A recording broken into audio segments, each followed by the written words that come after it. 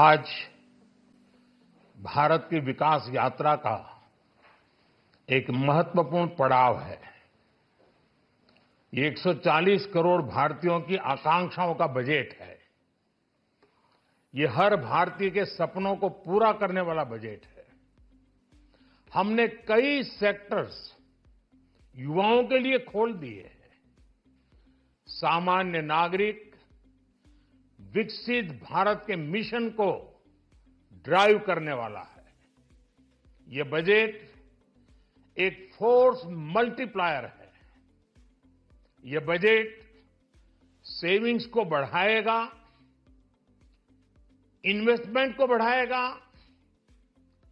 Consumption को बढ़ाएगा और ग्रोथ को भी तेजी से बढ़ाएगा।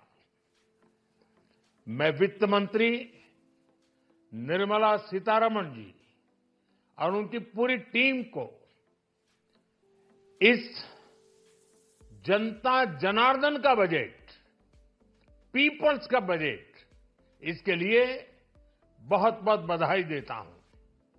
साथियों, आमतौर पर बजट का फोकस इस बात पर रहता है कि सरकार का खजाना कैसे भरेगा, लेकिन ये बजट उससे बिल्कुल उल्टा है।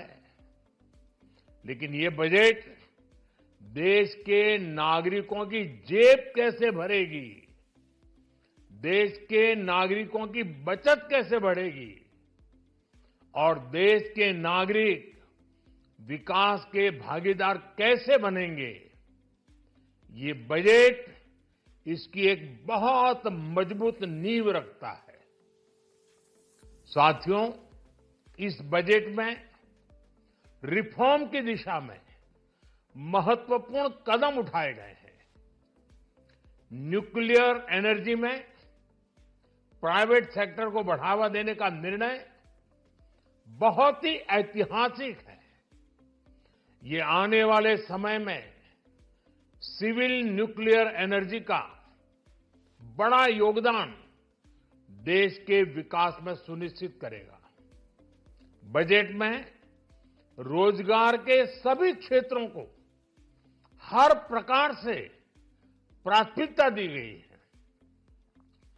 लेकिन मैं दो चीजों पर ध्यान आकर्षित करना चाहूंगा।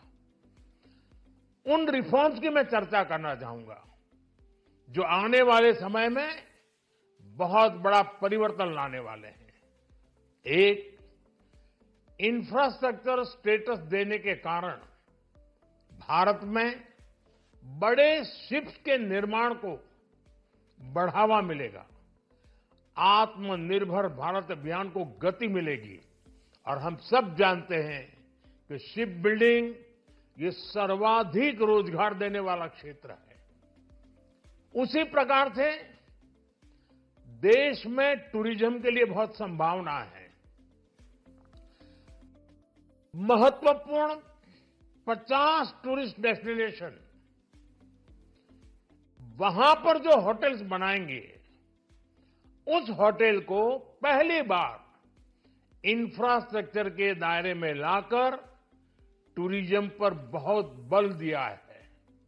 इससे हॉस्पिटैलिटी सेक्टर को, जो रोजगार का बहुत बड़ा क्षेत्र है, और टूरिज्म जो रोजगार का सबसे बड़ा क्षेत्र है, एक प्रकार से चारों तरफ रोजगार के अवसर पैदा करने वाला एक क्षेत्र को ऊर्जा देने वाला काम